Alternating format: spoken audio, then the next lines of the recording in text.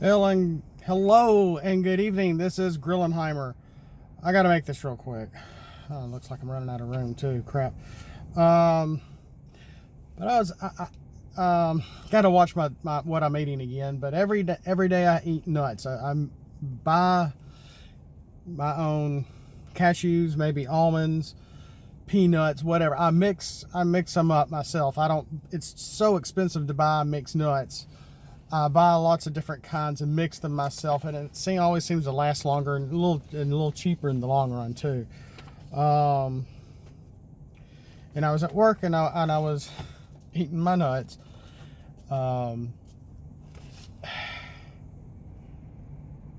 And sometimes when you get not so many left in the bag, and there's you got a few nuts in there and some dust, as I call it, because it's still nut pieces. It's like shredded and it's real fine.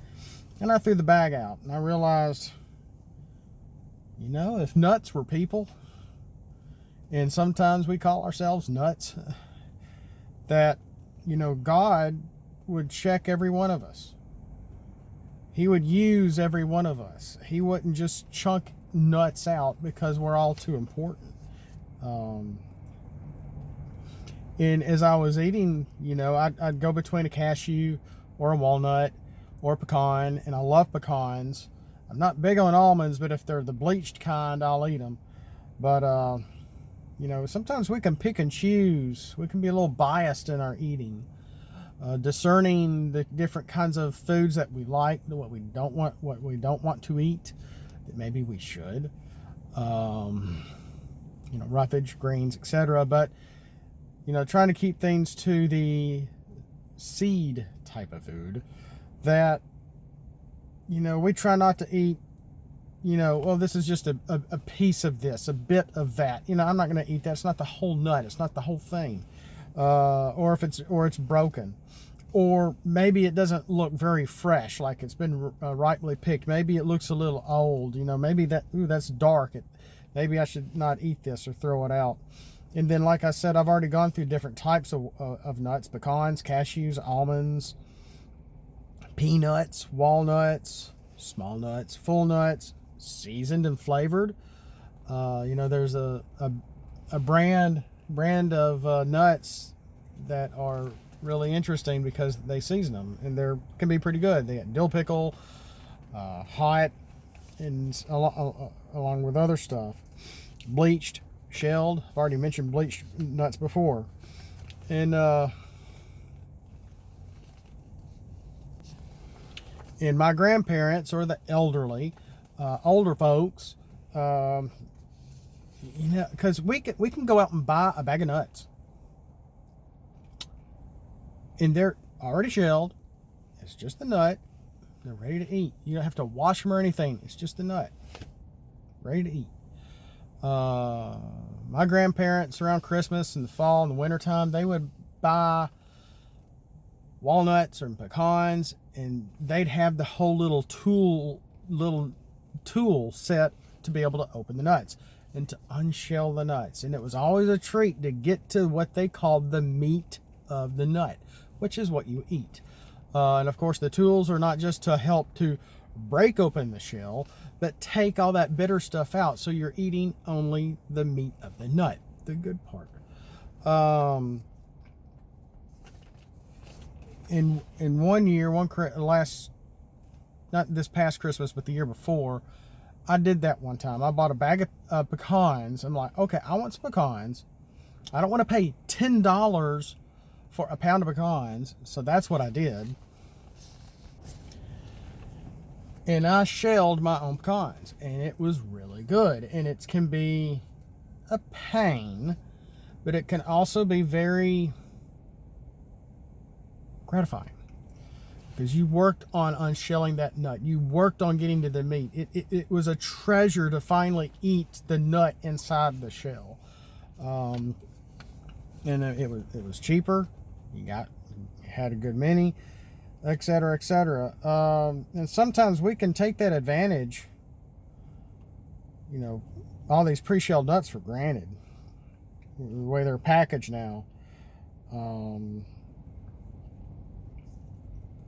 And getting a little more personal on this is that you could say, and I don't know about same-sex spouses, partners, etc. I don't believe in that.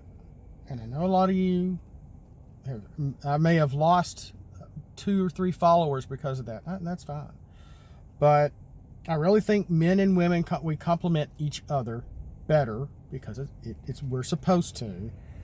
But my wife has really unshelled me big time. And a lot of truths have had to come out. I've had to face a lot of my own fears, a lot of my own errors, my own mistakes, and live up to them and continue to get better. And only the person I married could have done that. Nobody else could have done that except her. And I love her so much for that. And one day she will know. The sun's going down.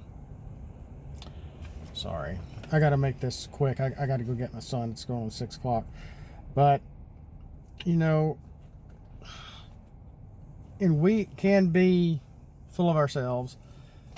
We can turtle ourselves inside our own shells and not see the world around us and mistake and fail to see God's beauty in the creation around us as it is, and just take it for face value for science. That's how it is. That's it.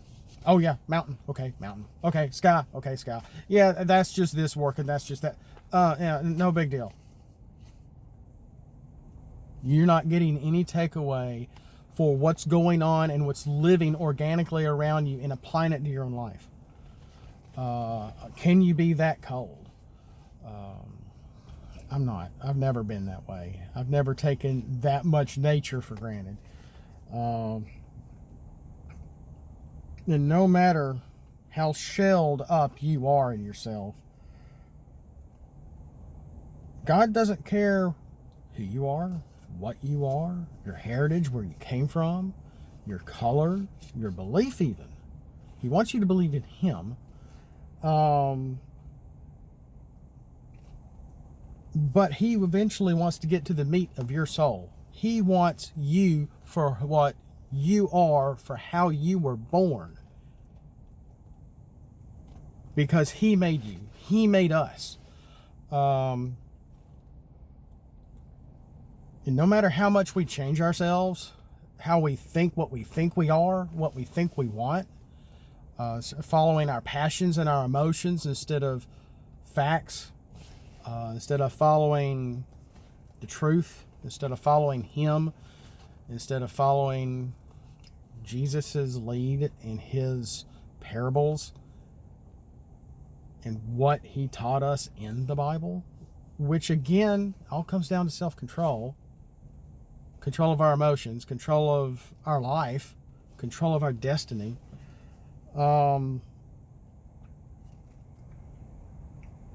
But like I said, He wants the meat of your soul. He wants to take that shell off and go, this is you. Isn't it beautiful?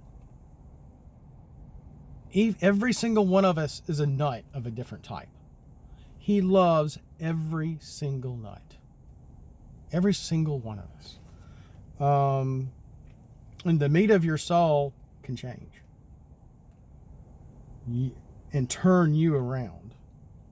So we in turn, once we are unshelled and can see the truth, but not just acknowledge Him, but understand Him and believe Him, maybe not understand Him, but believe in Him, then we can turn around and help unshell the other nuts around us.